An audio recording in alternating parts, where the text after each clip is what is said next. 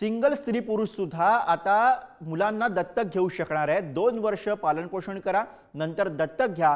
केंद्र सरकारकडनं model foster care गाईडलाईन्समध्ये बदल करण्यात आलेला आहे। आतापर्यंत विवाहित जोडप्यांसाठीच मर्यादित हा दत्तक घेण्याचा अधिकार होता, मात्र आता यामध्ये बदल करण्यात आलेला आहे। स्त्री घेऊ शकणार आहे मुलगा किंवा मुलीला दत्तक, तर पुरुष फक्त मुलालाच दत्तक घेऊ शकेल। आता अविवाहित, विधवा, घटस्फोटित किंवा विभक्त झालेल्यांना दत्तक घेण्याचा अधिकार मिळणार आहे। दत्तक घेण्यासाठी 25 ते 60 वर्ष वयोगटामधील एकल व्यक्तींना परवानगी देण्यात आलेली आहे।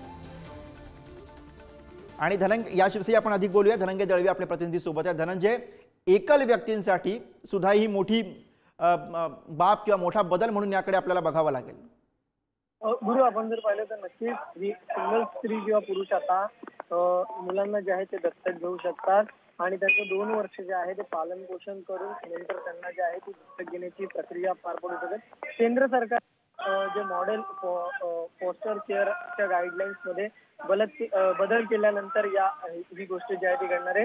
आतापर्यंत जर आपण पाहिलं गुरु, तर ज्यांची लग्न झालेली आहेत किंवा जे एकत्रच राहतात तेच फक्त मुला-मुलींना दत्तक घेऊ शकत होते, मात्र आता यामध्ये बदल करण्यात आलेला आहे आणि यामध्ये आता जर विवाहित नसतील तरी सुद्धा जे आहे ते दत्तक घेऊ शकणार आहेत। त्यामध्ये स्त्री जी आहे ती मुलगा किंवा मुली यांना दत्तक घेऊ शकेल, तर पुरुष असेल तर तो फक्त मुलालाच दत्तक घेऊ शकणार आहे।